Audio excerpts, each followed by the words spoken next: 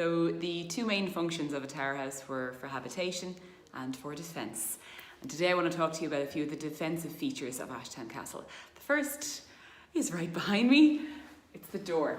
So if we open the door, you see it's very thick, very heavy. It'd be very difficult to break through. But in front of that door, there was also something called a yett. So if you imagine a medieval castle, the thing that you're picturing like a portcullis, it's pretty much that. There was something called a yett chain. You could pull the chain and it would allow this metal grille to come down in front of the wooden door, and that would provide just an extra line of defence for potential attackers. So secondly, I've brought us over to the stairwell, and I think it's reasonably clear just that the steps are quite uneven. These are called trip steps.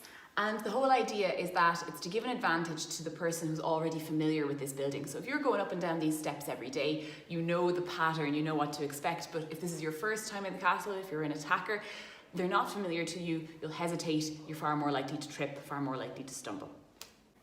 Another defensive feature of the steps is that they spiral in a clockwise direction. Clockwise staircase gives an advantage to a right-handed fighter fighting down the way. That is the vast majority of people are right-handed. So it means, again, if you're the occupier, if you're coming from the higher levels down, you've got lots of space to swing your sword, swing your weapon.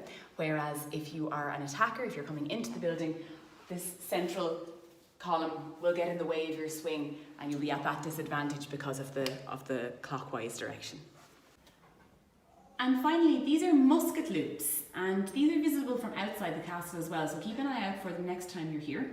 You'll see that they're broader on one side than on the other. Now the idea with that is, again, if you're inside the building, if you're trying to angle your weapon, you've got space for manoeuvrability as you're aiming it, whereas if you're outside, you're at a huge disadvantage again because the target that you're aiming for is very, very small, so it's much harder to hit. Next time you're at the castle, do be aware of its function of defence, because interestingly there's no evidence of this castle ever having been attacked. So even though it had all of these defensive features, you won't see any physical evidence of any attack ever having happened here. So we might move on in the next video to talking about the function as a home, the habitation that happened here.